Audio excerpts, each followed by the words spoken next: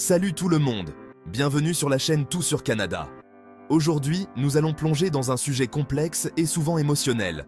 Pourquoi certains immigrants choisissent de quitter le Canada après y avoir vécu pendant un certain temps? Aujourd'hui, on s'attaque à un sujet un peu délicat. Pourquoi est-ce que certains immigrants décident de quitter le Canada? C'est une question qui mérite d'être explorée en profondeur, car elle touche à des aspects très personnels et variés de la vie des gens.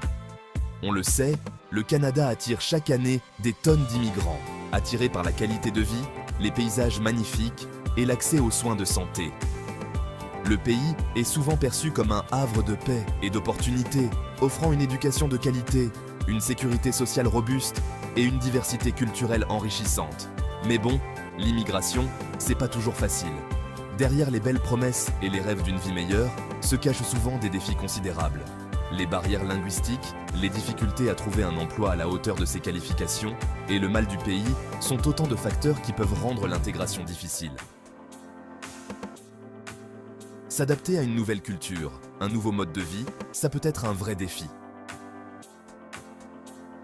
Les différences culturelles peuvent parfois créer un sentiment d'isolement, et il n'est pas rare que certains immigrants se sentent déconnectés de leur nouvelle communauté. Les attentes élevées et la réalité peuvent parfois ne pas correspondre, ce qui peut être déstabilisant. Alors, on va voir ensemble les 10 raisons principales qui poussent certains immigrants à faire leur valise. C'est parti! Nous allons explorer des raisons économiques, sociales et personnelles, en passant par les défis professionnels, les problèmes de reconnaissance des diplômes étrangers et les difficultés à s'intégrer dans une nouvelle société. Restez avec nous pour en savoir plus sur ces histoires humaines et les leçons que nous pouvons en tirer. On commence avec le coût de la vie, surtout dans les grandes villes comme Toronto, Vancouver ou Montréal. Ces métropoles sont connues pour leur dynamisme et leurs opportunités, mais elles sont aussi synonymes de dépenses élevées. Là, les loyers, c'est de la folie, même pour des petits appartements pas terribles. Les annonces montrent des prix exorbitants pour des espaces souvent très réduits, ce qui rend la recherche d'un logement abordable extrêmement difficile. Résultat, beaucoup d'immigrants doivent claquer une grosse partie de leur salaire dans le logement, et du coup, ils ont moins d'argent pour le reste.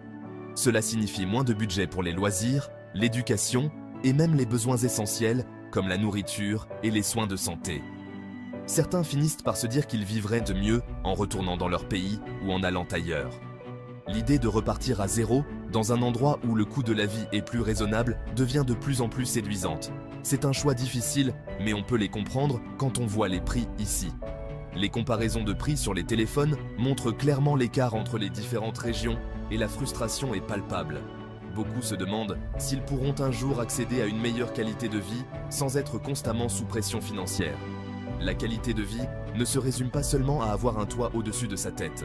Elle inclut aussi la possibilité de profiter de moments en famille, de loisirs et de participer à la vie communautaire. Malheureusement, avec des loyers si élevés, ces aspects de la vie sont souvent sacrifiés.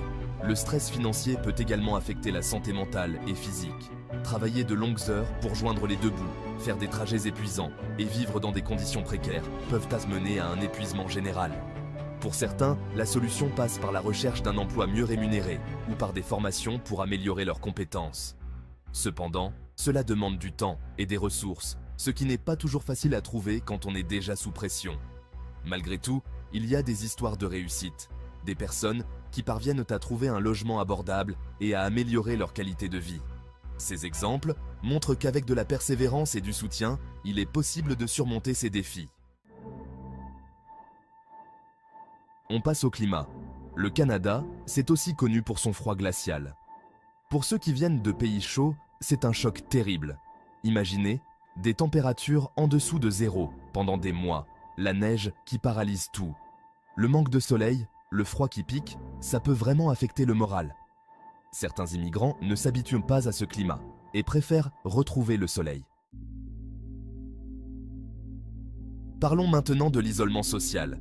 Les Canadiens sont sympas, mais se faire de vrais amis, ça prend du temps. On laisse derrière soi son réseau, sa famille, ses amis de toujours.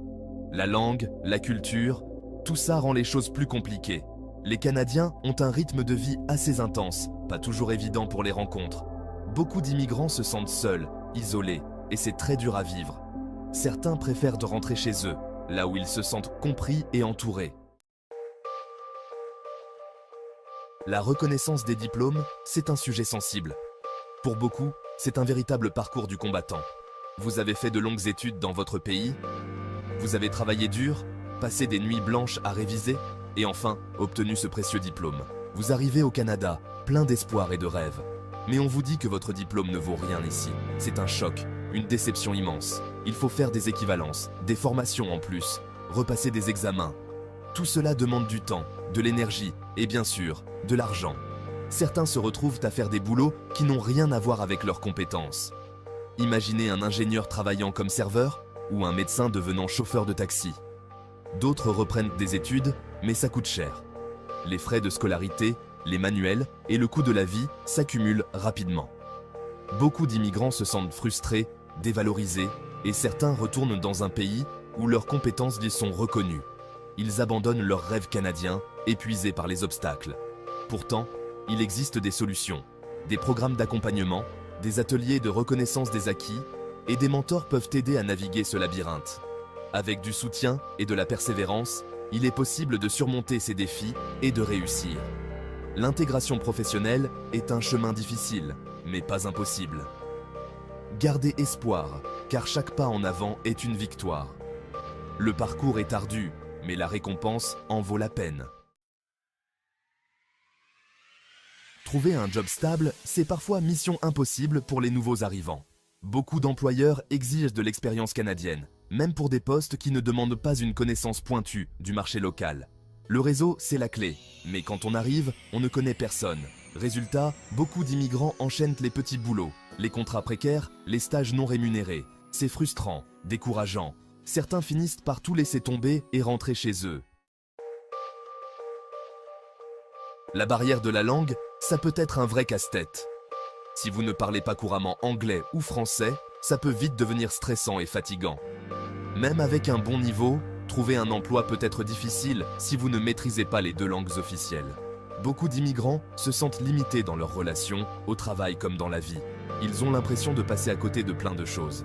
C'est un frein à l'intégration et à l'épanouissement au Canada. Quand on immigre au Canada, on laisse souvent sa famille, ses amis, son réseau de soutien derrière soi. Le manque de la famille, ça se fait sentir avec le temps. On se sent seul, isolé, on doit se débrouiller seul face aux problèmes. Avec des enfants en bas âge, c'est encore plus compliqué et coûteux. Le manque de soutien familial, c'est une des raisons principales pour lesquelles certains immigrants quittent le Canada.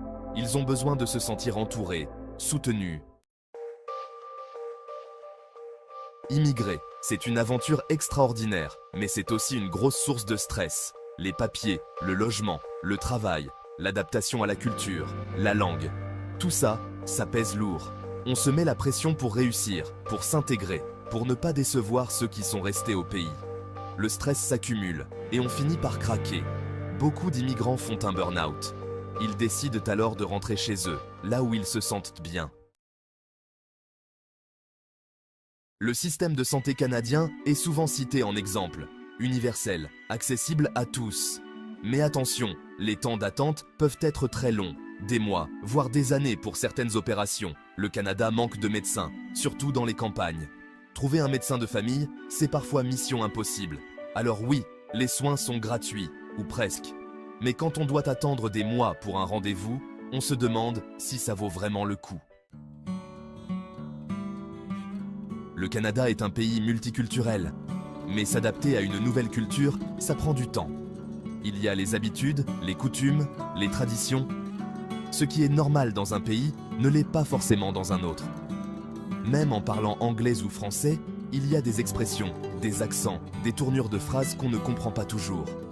Beaucoup d'immigrants se sentent isolés, incompris. Ils ont l'impression qu'il y a toujours un fossé invisible entre eux et les Canadiens. Voilà, vous connaissez maintenant les 10 raisons principales qui poussent certains immigrants à quitter le Canada. Chaque histoire est différente et beaucoup d'immigrants s'épanouissent au Canada. Le Canada reste un pays plein d'opportunités, avec des valeurs d'ouverture et de tolérance. Si vous êtes un immigrant au Canada, racontez-nous votre expérience dans les commentaires. Quels défis avez-vous rencontrés? Qu'est-ce qui vous donne envie de rester au Canada ?